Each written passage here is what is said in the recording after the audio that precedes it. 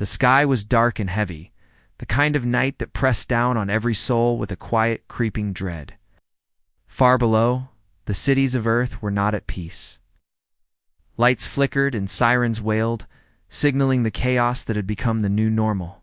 Across the globe, people ran for cover, their faces etched with fear and confusion. In the heart of the United Earth's command center, deep beneath layers of steel and concrete, General Marcus Harris stared at the screen before him. On its strange, unreadable symbols flickered alongside. Images of strange ship shapes, unlike anything human eyes had seen before. "The reports keep coming," said Lieutenant Sarah Jenkins, her voice steady but urgent. "They're attacking again, sir. The cities at the eastern coast complete blackout. Communications lost." General Harris nodded, rubbing his tired eyes. "We've never seen weapons like these before. Our defenses barely hold." Across the war room, Dr. Maya Collins was working furiously at her console. "These ships, they're not just attacking. They're harvesting something. Scans show them pulling resources, minerals, water, even atmospheric gases." A sharp beep broke the room's tension. A new message appeared on the main screen, a desperate signal. An ancient call that was sent into the dark corners of the galaxy, hoping for rescue. General Harris's eyes narrowed. "We're running out of options. The Council has approved the call for aid. We're sending the signal, a quiet, almost forgotten part of the galaxy." A signal pulsed through the void, call for help from a desperate world. Light years away, on a barren red planet known only as Cathar, something ancient stirred. The Deathworlders had been asleep, locked in the depths of their harsh, unforgiving home. They were not like the races of light and peace that humans dreamed of. They were warrior survivors forged by endless battle and pain. When the signal reached Cathar, the planet's surface cracked and groaned. From the shadows, the Deathworlders awoke. Far from Earth, in the frozen silence of space, the Deathworlder warlord Karos lifted his head, sensing the call. His glowing red eyes burned with hunger, not for food, but for war. "Earth calls," he growled, "and we shall answer." Back on Earth, the command room held its breath. The response was not what anyone expected. The ships appeared without warning, massive, jagged, and terrifying. Their arrival was a shockwave of fear that spread through the streets and homes of billions. Humanity's hope for salvation had just stepped from the darkness and the shadows. Its casts were deeper than anyone could imagine. The sky burned with a fiery glow as massive ships tore through Earth's atmosphere. They were not graceful vessels, but jagged, brutal constructs, built for war rather than beauty. The world watched in silent fear. Commander Elena Carter stood on the observation deck of Earth's space station, her eyes fixed on the looming fleet. The Deathworlders had arrived. "This is not what we expected," she said quietly to Lieutenant Davis beside her. "We asked for help, but what if we invited a greater threat?" Back on the ground, people gathered in the streets, eyes skyward, faces pale with dread. The media called it the arrival of the Deathworlders, a name whispered with equal parts fear and fascination. Inside one of the alien ships, the Deathworlders prepared to disembark. Their armor was dark and scarred, their faces hidden behind terrifying helmets.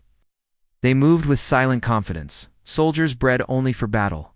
Karos, the warlord who had awakened at the call, surveyed his new surroundings. The planet was weak, divided, and ripe for conquest. But for now, their mission was clear: defend Earth against the alien invaders who sought to consume it. Humans greeted the Deathworlders with cautious hope. The leaders signed uneasy alliances, weapons shared, strategies exchanged, but tension simmered just beneath the surface. The Deathworlders' brutal methods, their strange rituals, and the dark energy that pulsed within them unsettled even the most seasoned officers. One night, in a secure briefing room, Commander Carter confronted Karos. "Your people, they fight like demons," she said. "But what is your true goal here? To protect Earth, or to claim it?" Karos's red eyes gleamed.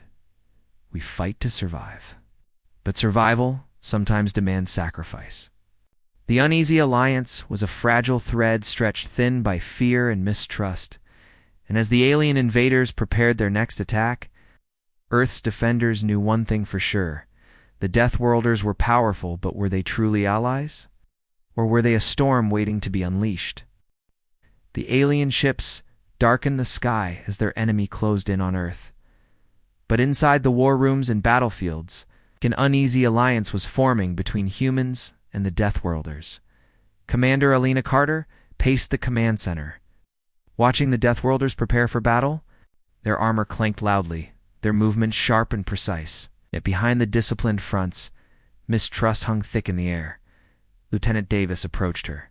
They fight fiercely, but their tactics are brutal, almost reckless. Alina nodded. We asked for help, but can we control them? Or will they destroy us all in the process? Meanwhile, Karo stood apart, speaking to his closest warriors. These humans are weak but stubborn. We fight for survival, not mercy. First joint mission began at dawn. Human soldiers and Deathworlder warriors moved side by side into the ruined city, hunting the alien invaders. At first, the Deathworlders' strength was undeniable. They tore through enemy lines with savage power, their glowing bloodstone energy, making them nearly unstoppable. But the cost was clear. Their attacks were brutal, leaving little room for mercy or caution. Human soldiers watched, uneasy as allies became terrifying forces of destruction. Back at the command center, Dr. Maya Collins studied the bloodstone energy flowing through the Deathworlders. This power is incredible, she said, but it's unstable. It feeds on rage and pain.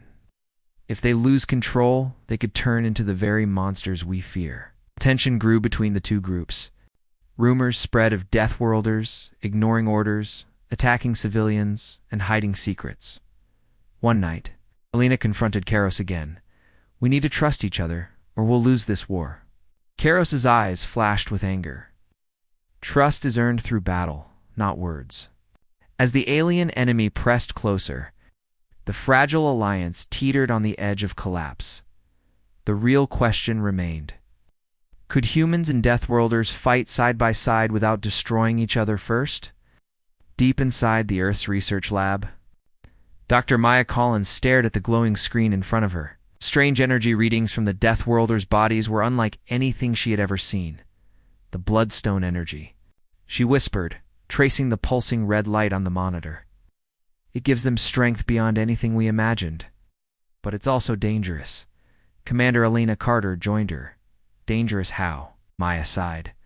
The energy feeds on their anger and pain. Heals them quickly, but it can twist their minds. I've seen signs of aggression growing stronger even when they try to hold back. Meanwhile, Karos stood on the rocky cliffs of Cathar, his homeworld. Remembering the long history of his people, the bloodstone is a curse and a gift, he said quietly. It keeps us alive in this harsh world, but it burns away our sanity. The stronger it grows, the harder it is to control. Back on Earth, strange reports began to surface. Some Deathworlders were disappearing from the bases. Others were seen in violent arguments with humans. At night, strange lights flickered on, the horizon shadows moving faster than any known creature. Dr. Collins worked late. Digging into old legends and alien texts, she uncovered a terrifying truth. Long ago, the Deathworlders had fought a war so brutal it nearly destroyed their planet. The bloodstone energy had saved them, but it also unleashed a dark curse of madness that turned brother against brother. Suddenly, a security alarm blared. The lab's doors slammed shut, locking everyone inside. Unauthorized access detected, computer warned. Maya's heart raced. They're trying to hide something. But what? Commander Carter arrived with soldiers? We need answers and fast. As they searched, a shadow moved just beyond the camera's view. Something was watching, something waiting. The past of the Deathworlders was no longer buried. It was coming to the surface. The war was not just outside the walls. It had begun inside. The uneasy alliance between humans and Deathworlders was cracking. Small incidents were growing into dangerous conflicts. Trust was slipping away like sand through fingers. Commander Alina Carter sat at the head of a tense meeting. Around the table were human officers and a few Deathworlder leaders, including Karos, whose red eyes glowed faintly in the dim light. "We cannot afford to fight each other," Alina said firmly. "The enemy is still out there, but if we fall apart now, we lose everything." Karos's voice was low, almost a growl. "You do not understand our pain? The bloodstone drives us, it makes us strong but restless. We fight not only the enemy but ourselves." Lieutenant Davis shook his head. "Your warriors are attacking our people. Civilians are scared. Some Deathworlders refuse orders. This is chaos." Tension flared.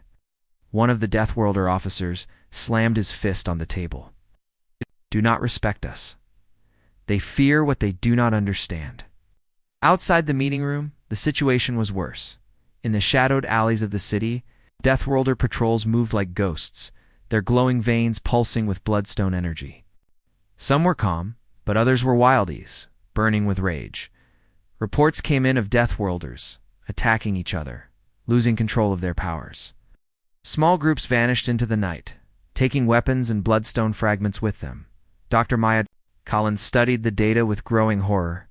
The bloodstone energy is poisoning their minds. It feeds on anger, yes, but also fear and pain. If this spreads, they'll become uncontrollable.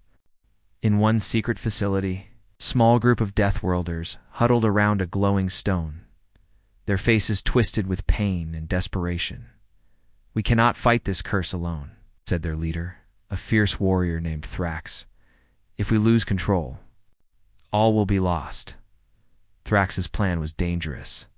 He wanted to tap deeper into the Bloodstone's power, to use its dark energy to control their madness. But such power came with a terrible price. Meanwhile, the alien invaders were striking harder. Their attacks became more brutal, sensing the growing chaos among their enemies. A sudden explosion rocked a Deathworlder base. Fires spread quickly. Human soldiers scrambled to help, but trust was fragile. Commander Carter knew this was the moment of truth. We have to act now. If we don't stop this inside battle, we're finished. She ordered a lockdown and a search for the missing Deathworlders. But the shadows were deep, and some had already disappeared into the darkness, carrying with them secrets that could destroy both worlds. The calm before the storm, shattered like glass. Earth's fragile alliance with the Deathworlders had been tested and broken. In the dead of night, alarms screamed through the command center. Red lights bathed the room in a hellish glow. "Base breach. Multiple intruders," shouted Lieutenant Davis as soldiers rushed to their stations. Commander Alina Carter's heart pounded. "Where?" "Authorized Deathworlder. Units have turned hostile. They're attacking our people." Oh. On the streets, the scene was chaos. Deathworlders who once fought beside humans now hunted them with deadly precision. The air filled with screams, gunfire, and the roar of alien engines. Karos, the warlord who had once vowed to protect Earth, stood at the center of the betrayal. "They don't understand our power," he growled. "If they fear us, then they are the enemy." Behind him, a faction of Deathworlders, led by the ruthless warrior Thrax, rallied. They had chosen rebellion, seeing humans as weak and unworthy of survival. Thrax's plan was brutal. To seize control of Earth and cleanse it. With bloodstone fire, Dr. Maya Collins watched helplessly as data streamed in. "The bloodstone energy is more dangerous than we feared. It's corrupting their minds, turning allies into enemies." Lena rallied her forces. "We fight on two fronts, now against the invaders and the Deathworlders we once trusted." Battles erupted across cities and military bases. The ground shook beneath the fury of Deathworlder war machines and human defenses. Amid the fighting, a small group of humans and loyal Deathworlders formed a desperate plan. "We must find the source of this madness," Maya said. "Destroy the corrupted bloodstone fragments before they consume us all." Karos clashed with Thrax in a fierce duel, their bloodstone powers lighting the night sky like fiery storms. Both warriors knew the fate of their race and Earth hung in the balance. As the fighting raged, a message came from deep space, a mysterious signal that promised a new twist in the war. The war for Earth had become more than survival. It was a battle for the very soul of two worlds. The fires of war burned fiercely across Earth's surface. Cities lay in ruins, the sky thick with smoke and ash. The fight was no longer just between humans and invaders, or even between humans and Deathworlders. It had become something darker. Commander Alina Carter stood on the shattered rooftop of a ruined building, scanning the horizon. Beside her, Karos, the Deathworlder warlord, watched silently, his red eyes burning with both rage and sorrow. "Are losing," Alina said quietly. "But it's not just the invaders or the rebels. Something else is here," Karos nodded. "The Bloodstone's curse runs deeper than we thought. But there is more something hiding in the shadows." Reports from scouts told of strange creatures lurking in the ruins, beings neither human nor Deathworlder. They moved quickly and silently, attacking without warning. Dr. Maya Collins pieced together the terrifying truth. These aren't invaders. They read parasites. Creatures that feed on bloodstone energy and grow stronger with every kill. The new enemy was invisible to most sensors and deadly in its attacks. It twisted and spread like a dark plague. Alina gathered her forces. "Have to stop this before it's too late." But as the battle raged, betrayal struck again. Thrax's rebels had allied with the parasites, hoping to use them to defeat Karos and the humans. Karos clenched his fists. "They bring death not only to us but to themselves. A desperate mission. Alina, Karos, and Maya led a small team deep into enemy territory to find the source of the parasite infestation. The closer they got, the more dangerous the journey became. Shadows moved, strange whispers filled the air, and the Bloodstone's energy pulsed erratically. In the dark heart of an ancient ruin, they discovered an ancient artifact, the source of the parasite's power. Maya studied it, fear growing. "This is destroyed. It could end the parasites. But if it falls into the wrong hands..." Suddenly, the ground shook. Thrax appeared, blocking their path, his eyes blazing with madness and power. "The Bloodstone belongs to us all," he shouted, "and I will have it." The final battle for Earth's future was about to begin. The ancient ruin shook with the fury of battle. Commander Alina Carter, Karos, and Dr. Maya Collins faced Thrax and his rebels, the dark Bloodstone energy crackling. "Between them, this ends now," Alina said, gripping her weapon tightly. "We fight not just for Earth, but for all who want peace." Thrax laughed, his eyes wild. "Peace. There is only power. Power belongs to the strong." The air exploded as Bloodstone energy clashed with human technology. Karos roared. Charging at Thrax with savage strength, Alina and Maya worked together to deactivate the ancient artifact fueling the parasites. Sparks flew as Maya's hands moved quickly, her mind racing. Outside, the battle raged fiercely. Human soldiers and loyal Deathworlders fought side by side against rebels and monstrous parasites. Thrax and Karos fought in a brutal duel, their power shaking the very ground beneath them. Blow after blow was exchanged, neither giving an inch. At a critical moment, Karos tapped into the deepest power of the Bloodstone, but this time with control and purpose. A brilliant light burst from him, pushing back Thrax and his dark energy. Maya's device hummed and then emitted a pulse. The artifact cracked and shattered, releasing a wave of pure energy that washed over the battlefield. The parasites screamed as their power was broken. The rebels faltered. Thrax, defeated but defiant, fell to his knees. The war was over. Earth stood battered but alive. In the quiet that followed, Alina looked to Karos. "You saved us." Karos's eyes softened. "We were monsters, but together, we became something more." Dr. Collins smiled faintly. "There's still much to heal, for both our worlds." As dawn broke over the ruined cities, hope stirred. The Deathworlders and humans had faced the darkness and survived. But in the depths of space, new shadows watched and waited. The galaxy was vast. The fight was never truly over.